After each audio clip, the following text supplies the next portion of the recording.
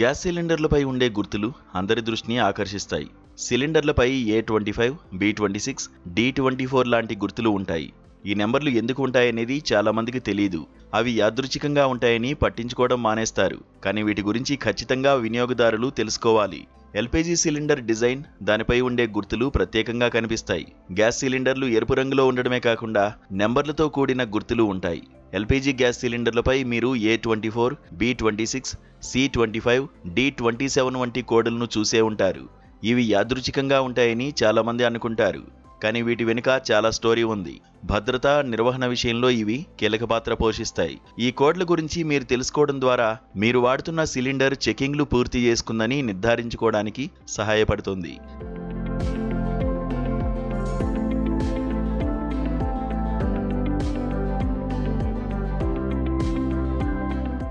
Cylinder పైభాగంలోని రింగుపై ముద్రించి ఉండే అక్షరాలు, సంఖ్యలు మీ సిలిండర్ భద్రతా పరీక్ష తేదీని సూచిస్తాయి. భద్రత కోసం సిలిండర్లను క్రమం తప్పకుండా చెకింగ్ చేసి టెస్టింగ్ చేస్తారు. తనిఖీ నిర్వహించిన క్రమంలో వాటిపై భద్రతా గడువు తేదీని సూచించడానికి A24, B26 వంటి నెంబర్లను ముద్రిస్తారు. A, B అనే అక్షరాలు భద్రతా తనిఖీ ఏ త్రైమాసికంలో జరిగిందనేది సూచిస్తుంది. సిలిండర్లు పరీక్షలు పూర్తి చేసుకున్నాయని, వినియోగానికి సురక్షితంగా ఉన్నాయని వినియోగదారులు తెలుసుకోవడానికి ఇది ఉపయోగపడుతుంది. A అంటే జనవరి నుంచి మార్చి వరకు అని అర్థం.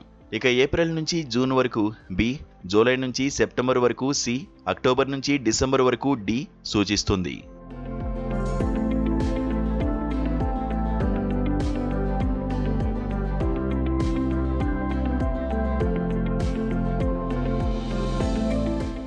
ఇక అక్షరం తర్వాత వచ్చే నెంబర్లు తనిఖీ జరగనున్న సంవత్సరాన్ని సూచిస్తాయి.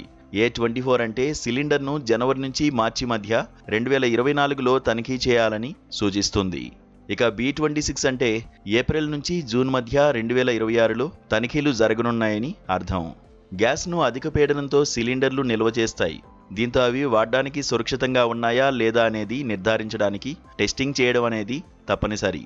వినియోగదారుడు గడువు ముగిసిన సిలిండర్ ఉపయోగిస్తే భద్రతా ప్రమాదం ఉండే అవకాశం ఉంది. దీంతో వినియోగదారులు సిలిండర్ డెలివరీ అయ్యాక ఈ గుర్తులను తనిఖీ చేసుకోవాలి.